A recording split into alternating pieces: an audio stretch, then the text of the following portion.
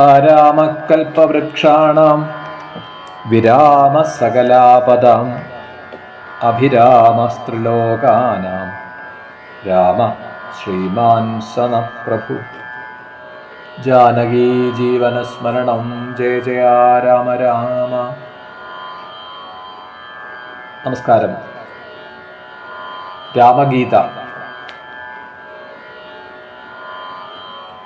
9-10 ശ്ലോകങ്ങളെയാണ് അടുത്തതായി കാണുന്നത്.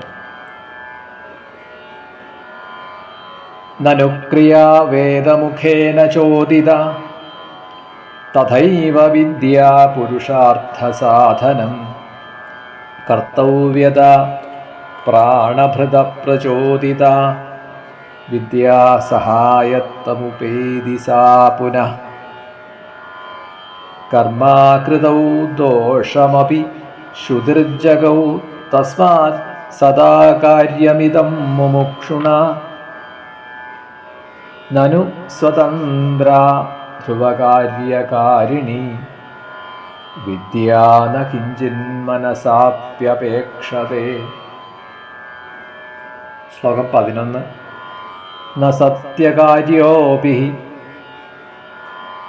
യദ്വദധ്വര പ്രകാംക്ഷതേ അന്യാനപി കാരകാദികാൻ തഥൈവ വിദ്യാ വിധിത പ്രകാശിതൈർവിശിഷ്യത്തെ കർമ്മഭിരേവ മുക്തയേ. ശ്രീരാമൻ ലക്ഷ്മണനോടുള്ള ഉപദേശം തുടരുകയാണ്. കർമ്മം ഒരിക്കലും മുക്തിക്ക് കാരണമാവില്ല.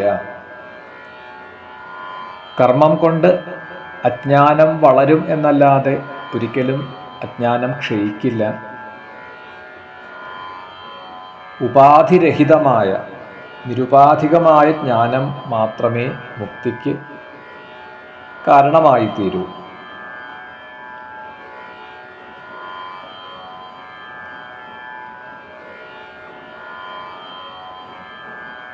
പരമപുരുഷാർത്ഥമായിട്ടുള്ള മോക്ഷത്തിന് അഥവാ മുക്തിക്ക്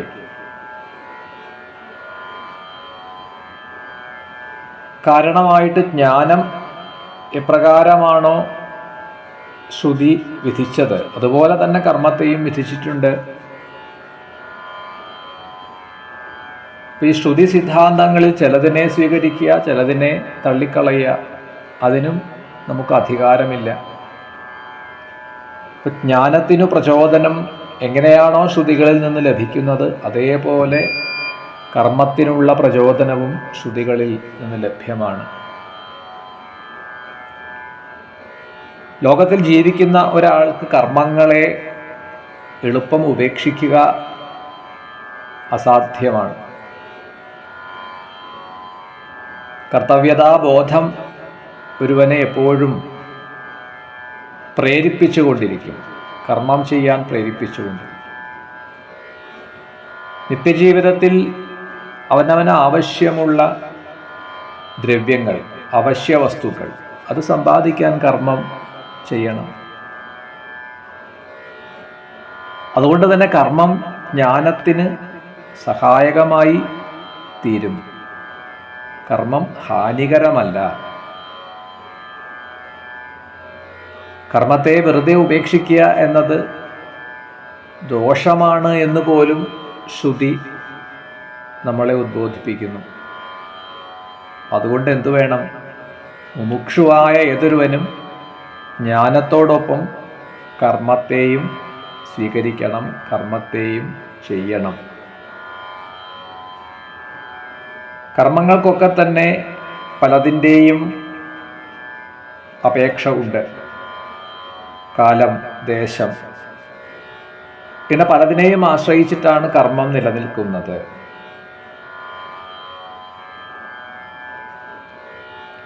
അപ്പോൾ അതുകൊണ്ട് തന്നെ കർമ്മത്തെ ആശ്രയിക്കുക എന്നത് കുറച്ച് പ്രയാസമാണ്. എന്നാൽ ജ്ഞാനത്തിന് അങ്ങനെയുള്ള കാലദേശ പരിധികളൊന്നുമില്ല. മനസ്സൊഴിച്ചു മറ്റൊന്നിൻ്റെയും അപേക്ഷയില്ല.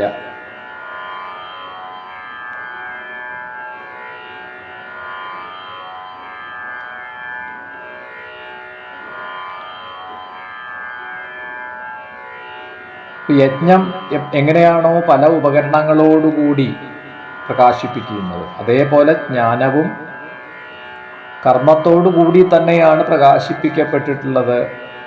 കർമ്മത്തെ വെറുതെ തള്ളിക്കളയുന്നത് ശരിയല്ല. തഥൈവ വിദ്യ വിധിത പ്രകാശിതേർ വിശിഷ്യതേ കർമ്മഭിരേവ മുക്തയേ. അടുത്ത ശ്ലോകം 12-ാം ശ്ലോകം. കേചിൽ വദന്തീതി വിതർക്കവാദിന തദപ്യസദൃഷ്ടവിരോധകാരണാൻ ദേഹാഭിമാനാത് അഭിവർദ്ധതേ ക്രിയാ വിദ്യാഗതാഹം കൃതിത പ്രസിദ്ധ്യതി.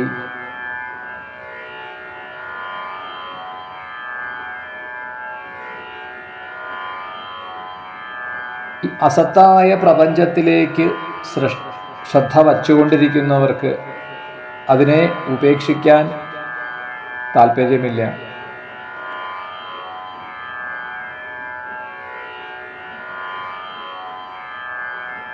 കർമ്മം അത് നല്ലതാണ് എങ്കിലും ചീത്തയാണ് എങ്കിലും ഏത് രൂപത്തിലുള്ളതാണ് എങ്കിലും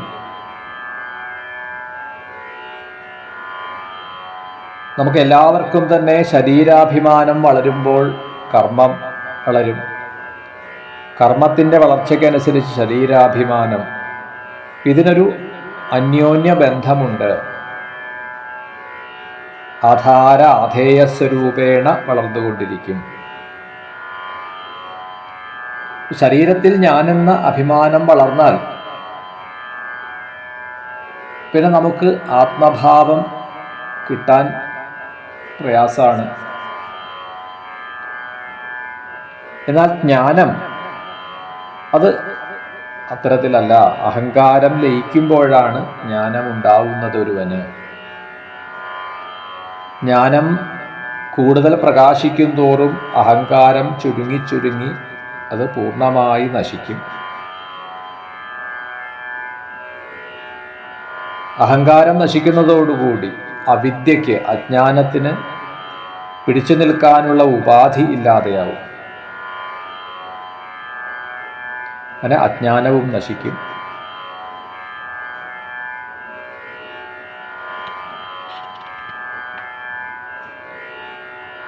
വിശുദ്ധ വിജ്ഞാന വിരോചനാഞ്ജിത വിദ്യാത്മവൃത്തി ചരമേതി ഭണ്യതേ ഉദേതി കർമാഖിലകാരകാദിഭി നിഹന്തി വിദ്യാഖിലകാരകാദികം.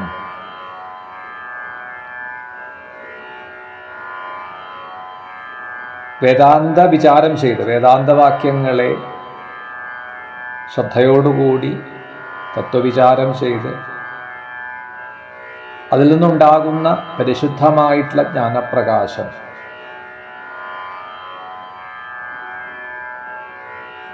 അതിൽ വിളങ്ങുന്ന ആത്മവൃത്തി, അതിനെയാണ് വിദ്യ അഥവാ ആത്മജ്ഞാനം എന്ന് പറയുക.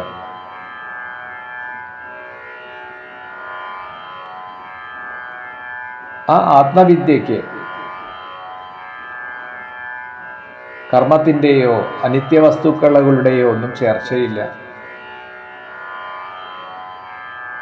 അവയുമായിട്ടുള്ള ചേർച്ച ഉള്ളിടത്തോളം കാലം ജ്ഞാനം പ്രകാശിക്കുകയില്ല. എന്നാൽ കർമ്മം ആരംഭിക്കുന്നത് തന്നെ കാരകവസ്തുക്കളോടുകൂടിയിട്ടാണ്. യജമാനൻ, പത്നി, അഗ്നി, ആജ്യം, ഹവിസ്, സമിത്ത്, ഇങ്ങനെ അനേകം വസ്തുക്കൾ, അനേകം ദ്രവ്യങ്ങൾ, അനേകം പദാർത്ഥങ്ങൾ ആവശ്യമാണ് ഒരു യജ്ഞത്തിന്. ഇല്ലാത്ത അനിത്യവസ്തുക്കളെ മുഴുവൻ സങ്കല്പിച്ചുണ്ടാക്കി നിലനിർത്തുക, അവയുടെ സംയോഗത്തിൽ കൂടി ഇല്ലാത്ത ചില അനുഭവങ്ങളെ സങ്കല്പിക്കുക, ഇതൊക്കെയാണ് കർമ്മവും അതിൻ്റെ ഫലവും, അതിൻ്റെ പ്രകൃതം, അതിൻ്റെ സ്വഭാവം. എന്നാൽ ജ്ഞാനം സകല കാരകങ്ങളെയും നശിപ്പിച്ച് അനിത്യങ്ങളായ സർവത്തിനെയും നശിപ്പിച്ച് ശാശ്വതമായ സത്യത്തെ നമുക്ക് അനുഭവവേദ്യമാക്കി തീർക്കുന്നു ജ്ഞാനം.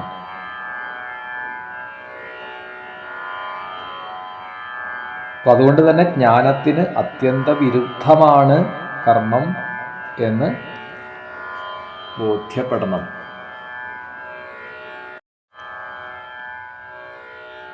ശ്ലോകം 14.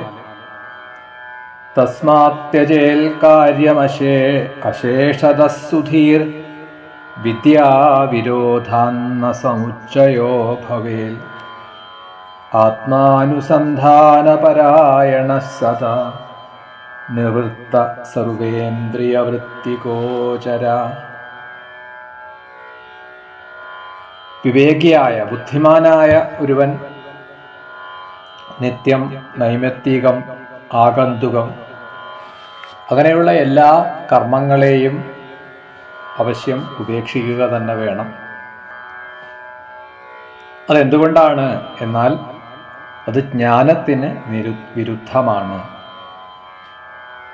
കർത്തവ്യബുദ്ധി ഉള്ളിടത്തോളം, കർത്തൃത്വബോധം ഉള്ളിടത്തോളം ഒരുവന് ജ്ഞാനമുണ്ടാവില്ല. കർമ്മം ജ്ഞാനത്തിന് സഹായമാണെന്നും കർമ്മത്തെയും ജ്ഞാനത്തെയും ഒന്നിച്ച് തന്നെ ആശ്രയിക്കണം, ഒന്നിച്ച് സേവിക്കണം എന്ന് പറയുന്നതും ശരിയാവില്ല. അതേതുപോലെയാണ് ഇരുട്ടും വെളിച്ചവും ഒന്നിച്ചു കൂടിച്ചേർന്ന് ഒരിടത്ത് നിൽക്കണം എന്ന് പറയുന്നത് പോലെ അതൊരിക്കലും സാധ്യമല്ല. വെളിച്ചമുള്ളിടത്ത് ഇരുട്ടുണ്ടാവില്ല. ഇരുട്ടിലേക്ക് പ്രകാശം വരുന്നതോടുകൂടി ഇരുട്ട് ഇല്ലാതെയാവുന്നു.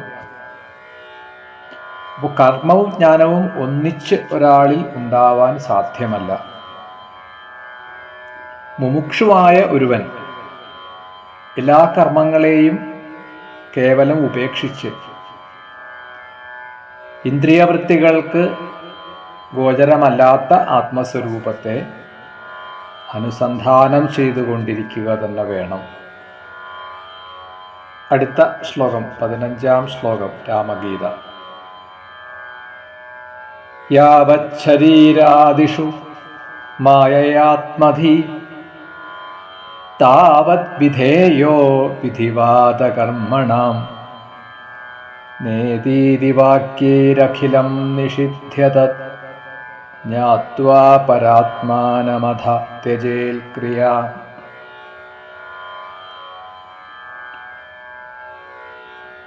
കർമ്മത്തെ ഉപേക്ഷിക്കണമെന്ന് പറഞ്ഞു. എന്നാൽ അത് എപ്പോഴാണ്? ജ്ഞാനത്തിൽ ദൃഢത കിട്ടിയതിന് ശേഷം മാത്രം. അത് പ്രത്യേകം ഓർമ്മ വയ്ക്കണം. എത്ര കാലമാണോ, ഏതുവരെയാണോ മായാമോഹം കൊണ്ട് ഈ ശരീരം തുടങ്ങിയിട്ടുള്ള അനാത്മവസ്തുക്കളിൽ, ആത്മാവല്ലാത്ത ഇതര വസ്തുക്കൾ, ശരീരാദികൾ, അതിൽ എത്ര കാലം ഈ മായാമോഹം കൊണ്ട് ആത്മബുദ്ധി നിലനിൽക്കുന്നുണ്ടോ അതുവരെ വേദോക്തങ്ങളായിട്ടുള്ള വിഹിത കർമ്മങ്ങളെ ചെയ്യണം. എന്നാൽ അനാത്മവസ്തുക്കളെ മുഴുവൻ തള്ളിക്കളഞ്ഞ് പരമാത്മാവിൽ ആത്മബുദ്ധി ഉണ്ടായാൽ പിന്നെ യാതൊരു കർമ്മത്തിൻ്റെയും ആവശ്യമില്ല. എല്ലാം ത്യജിക്കപ്പെടുക തന്നെ വേണം.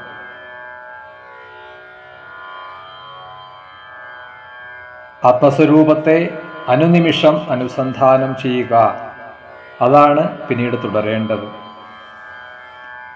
അതുവഴി ഒരുവന് വളരെ വേഗം ആത്മസാക്ഷാത്കാരം സാധ്യമാവും, സംസാരമോചനം സാധ്യമാവും.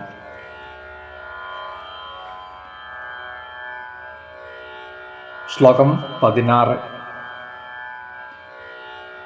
യദാ പരാത്മാത്മ വിഭേദഭേദകം വിജ്ഞാനമാത്മന്യവഭാതി ഭാസ്വരം തദൈവ മായ പ്രവിലീയതേഞ്ജസാ സകാരകാരണമാത്മസംശ്രുതേ. എപ്പോഴാണോ ജീവാത്മ പരമാത്മാക്കൾക്ക് ഭേദം ഇല്ലാതായി തീരുന്നത്. അഭേദസ്വരൂപം, നിർമ്മലമായിട്ടുള്ള അദ്വൈതജ്ഞാനം എപ്പോഴാണോ വ്യക്തമായി സ്ഫുരിക്കുന്നത്, ആ സമയം തന്നെ ജീവന് ഈ സംസാരത്തിന് കാരണമായിട്ടുള്ള മായാശക്തി അതിൻ്റെ എല്ലാ ഘടകങ്ങളോടും കൂടി ലയിച്ചില്ലാതെയാവും. അപ്പോൾ പരോക്ഷമായിട്ടുള്ള അദ്വൈതജ്ഞാനത്തെ ഒരു സാധകൻ നിരന്തരമായ അനുഷ്ഠാന ശക്തി കൊണ്ട് അതിനെ അപരോക്ഷമാക്കുമ്പോൾ ജ്ഞാതൃജ്ഞേയ ജ്ഞാനങ്ങളാകുന്ന ത്രിപുടികൾ, അറിയേണ്ടത്, അറിയുന്നവൻ, അറിയപ്പെടുക എന്ന പ്രക്രിയ, ഈ ജ്ഞാതൃജ്ഞേയ ജ്ഞാനങ്ങളാകുന്ന ത്രിപുടി, ആ ത്രിപുടിയെയാണ് ശ്രീപരമേശ്വരന്റെ കയ്യിലെ അല്ലെങ്കിൽ ശ്രീ പരമേശ്വരിയുടെ കയ്യിലൊക്കെ നാം ത്രിശൂലമായിട്ട് കാണുക. അതിൻ്റെ ഏകീകരണമായ ഭാവം, ഈ 3 അഗ്രങ്ങളും ഒന്നിച്ചു ചേരുമ്പോഴാണ് അത് ശക്തിയായിട്ട് തീരുന്നത്. അതാണ് ആ ശിവശക്തി ഐക്യത്തിൽ നിന്നും ഉൽപ്പന്നമായ ജ്ഞാനത്തിൻ്റെ മൂർത്തിയായ കാർത്തികേയൻ സുബ്രഹ്മണ്യന്റെ കയ്യിലെ വേലിനെ ആയുധമാക്കി ചിത്രീകരിച്ചിട്ടുള്ളത്. ആ ത്രിപുടി ലയിച്ച് പരമാ അദ്വൈതഭാവം സിദ്ധമായി കഴിഞ്ഞാൽ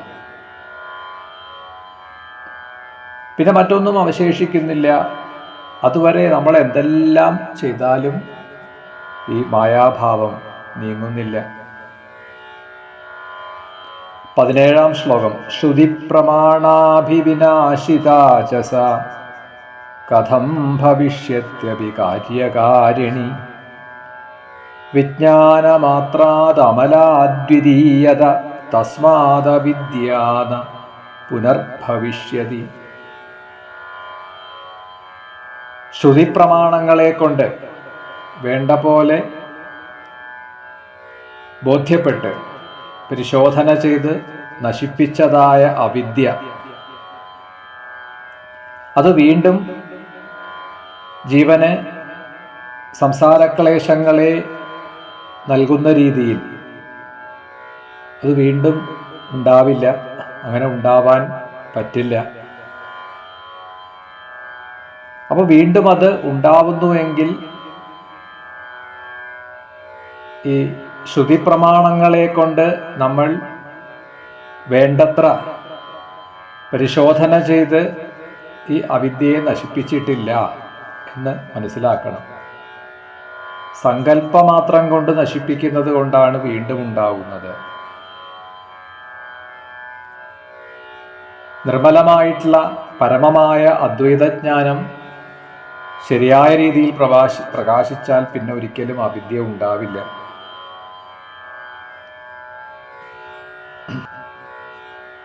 ചിലന്തിയും ചിലന്തി വലയും പോലെ വല നശിപ്പിച്ചതുകൊണ്ട് വീണ്ടും ആ ചിലന്തി അവിടെ അവശേഷിക്കുന്നിടത്തോളം അത് വല കെട്ടാനുള്ള സാധ്യതയുണ്ട്.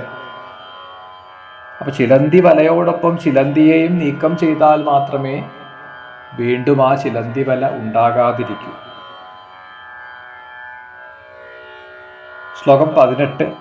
യദിസ്മ നഷ്ടാന പുനഃപ്രസൂയതേ കർത്താഹമസ്യേതി മതി കഥം ഭവേൽ തസ്മാൽ സ്വതന്ത്രാന കിമപ്യപേക്ഷതേ വിദ്യാവിമോക്ഷായ വിഭാതി കേവല. ആത്മബ്രഹ്മ ഐക്യരൂപം, അതാണ് അദ്വൈതജ്ഞാനം.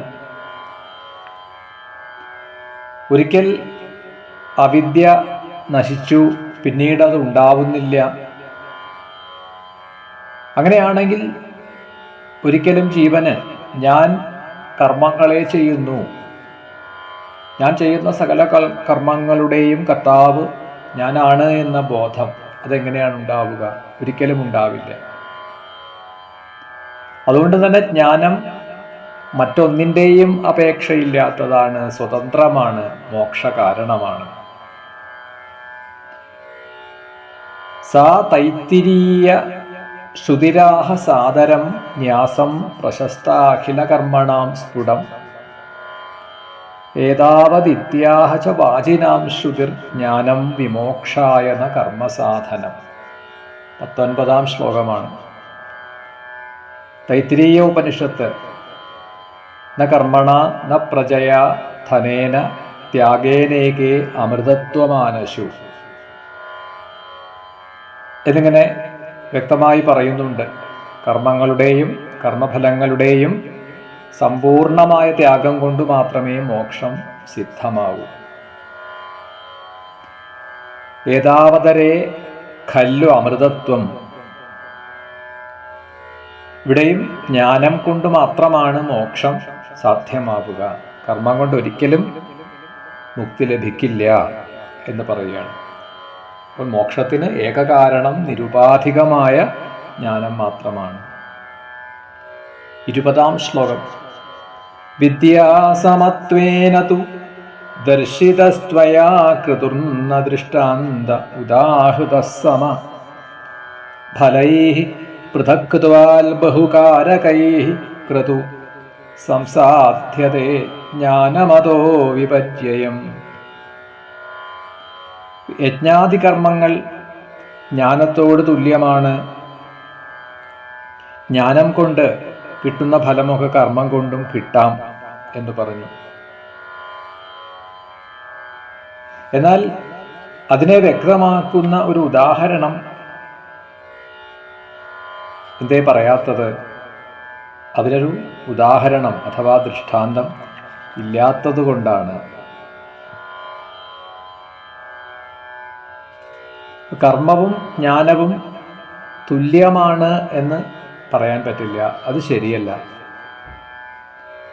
കാരണം കർമ്മത്തിൻ്റെയും ജ്ഞാനത്തിൻ്റെയും ഫലത്തിന് അന്തരമുണ്ട്. ജ്ഞാനം കൊണ്ടുണ്ടാവുന്ന ഫലം മറ്റൊന്നുകൊണ്ടും ഉണ്ടാവാൻ പറ്റില്ല, ഉണ്ടാവാൻ സാധ്യതയില്ല. യജ്ഞം അത് യജമാനൻ, പത്നി, ഹോതാവ്, അധ്വരി, അങ്ങനെ അനേകം ഘടകങ്ങൾ, സമിത്തുക്കൾ വേണം. ഈ അനേകം ഘടകങ്ങളെ കൊണ്ട് സാധിക്കപ്പെടേണ്ടതാണ് യജ്ഞം. എന്നാൽ ജ്ഞാനം അങ്ങനെയുള്ള ഒരു കാരകം കൊണ്ടും സാധിക്കപ്പെടേണ്ടതല്ല. സ്വതന്ത്രമാണ്, നിരുപാധികമാണ്. ഇപ്രകാരം രാമഗീത തുടരുന്നു. നമസ്കാരം. ജാനകീ ജീവനസ്മരണം. ജയ ജയ രാമ രാമ.